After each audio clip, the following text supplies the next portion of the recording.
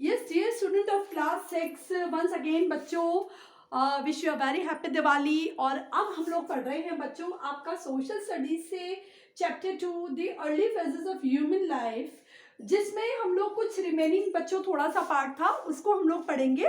तो अभी तक हमने देखा था इन्वेंशन ऑफ फायर, देखा इन्वेंशन ऑफ व्हील, देखा बच्चों।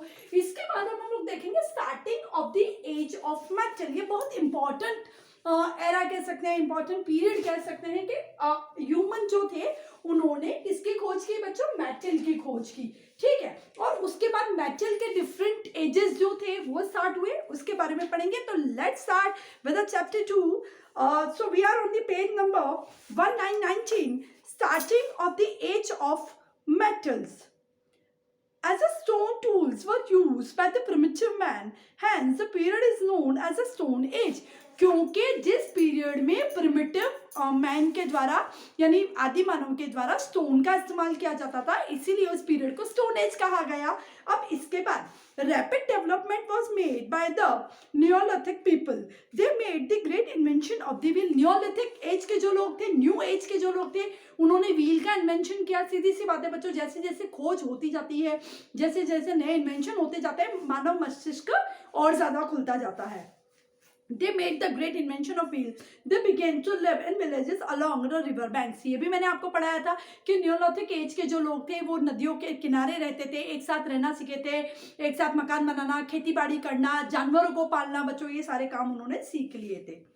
Here they discovered the reddish soft metal known as copper. यहाँ पे उन्होंने एक धातु की खोज की। मेटल का मतलब होता है धातु। रेडिश मेटल थी यानी जिसका हल्का सा रंग लाल जैसा दिखता था, जो थी कॉपर, जिसको बच्चों हम लोग तांबा भी कहते हैं। ये वो मेटल होती है बच्चों जिसके आपने देखा होगा कि घर में पूजा के जो बर्तन होते हैं वो तांबे के बने हुए होते हैं, लाल या हल्के ऐसे ब्राउन सी कलर के नजर आते हैं बच्चों, वो कॉपर होती है। तो कॉपर जो थी उन्होंने उसकी खोज की। Stone tools were replace by the copper tools. और धीरे धीरे करके उन्होंने जो स्टोन यानी पत्थर के जो हथियार बनते थे, जो टूल्स औजार जो बनते थे, उन्होंने इसको कॉपर के बनाना स्टार्ट कर दिया। However stone tools continued to be used for the certain time. लेकिन इसके बाद भी स्टोन के जो टूल्स थे वो इस्तेमाल होते रहे। This period is called the chalcolithic period. ये कौन सा कहलाया बच्चों, कैलेकोलिथिक पीरियड कहलाया या चैलेकोलिथिक पीरियड कहलाया in history in India.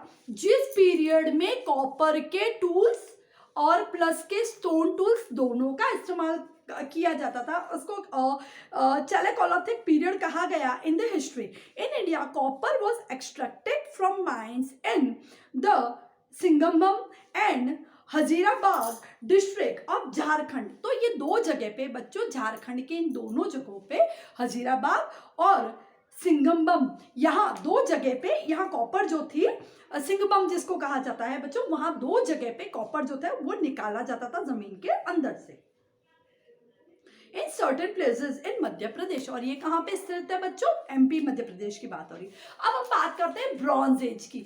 Bronze भी बच्चों एक मेटल होती है जो दो मेटल्स का कॉम्बिनेशन जैसा होता है।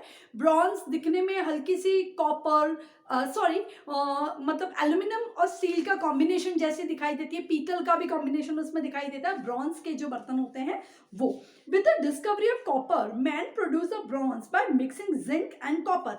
किस किस चीज का मिक्स किया गया, जिंक और कॉपर, इन दोनों का मिक्सचर बना के नई मेटल जो इजाद की गई वो ब्रॉन्ज कहलाए। Since bronze was harder than the copper, copper जो थी थोड़ी सॉफ्ट मेटल थी और ब्रॉन्ज जो थी वो थोड़ी सी मजबूत मेटल थी। It began to use the manufacturing weapons and the agriculture tools. इसीलिए उसको एग्रीकल्चर यानी खेती बाड़ी के औजार बनाने में ब्रॉन्ज का इस्तेमाल किया गया है बच्चों। इसके अलावा वेपन्स यानी हथियार बनाने में भी ब्रॉन्ज मेटल का इस्तेमाल किया गया, जिसको जस्ता भी कहा जाता है हिंदी में।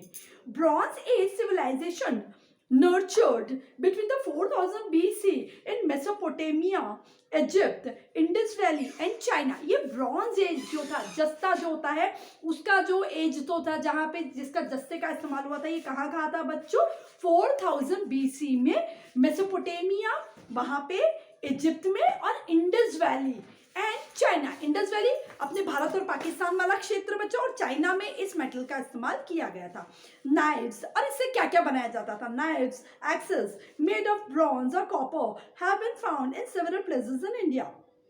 Brahmagiri near Mysore and the Nevada Tolly on the Narmada banks are the main sites of these discoveries.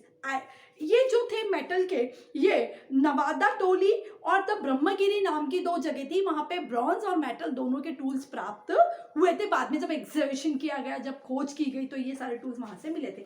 अब हम बात करते हैं बच्चों आयरन एज की। आयरन एज का मतलब क्या है बच्चों? लोह युग जो है, आयरन यानी लोहा होता है, लोहे का इस्तेमाल कैसे हमने करना सीखा।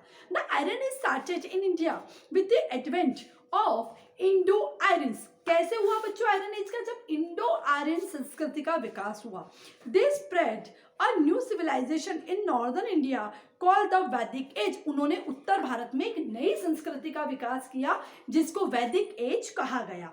इन south India also iron started to use extensively. और जब भारत में लोहा आया, लोहे के औजार बनाए गए, लोहे के हथियार बनाए गए, तो उत्तर भारत के साथ साथ जब आर्यन लोग भारत आए, उत्तर भारत में वो लोग सेटल डाउन हुए, वो अपने साथ लोहा जो था उसकी खोज लेके आए। तो उत्तर भारत में नहीं बच्चों, लेकिन दक्षिण भारत में भी आयरन जो था, लोहा जो था, उसका इस्तेमाल होने लगा। और ये जो था, इसका इस्तेमाल बड़े पैमाने पे भारत में होने लगा। अब इसके बाद हम लोग देखेंगे बच्चों, अलग अलग केस स्टडीज आपको गिवन है। इन सारी केस स्टडीज को बच्चों आपको एक बार रिवाइज करना है, एक बार आपको इनको पढ़ना है, और आपको इससे अलग अलग जानकारियां मिलेंगी जो आपको कलेक्ट करनी है। Thank you very much.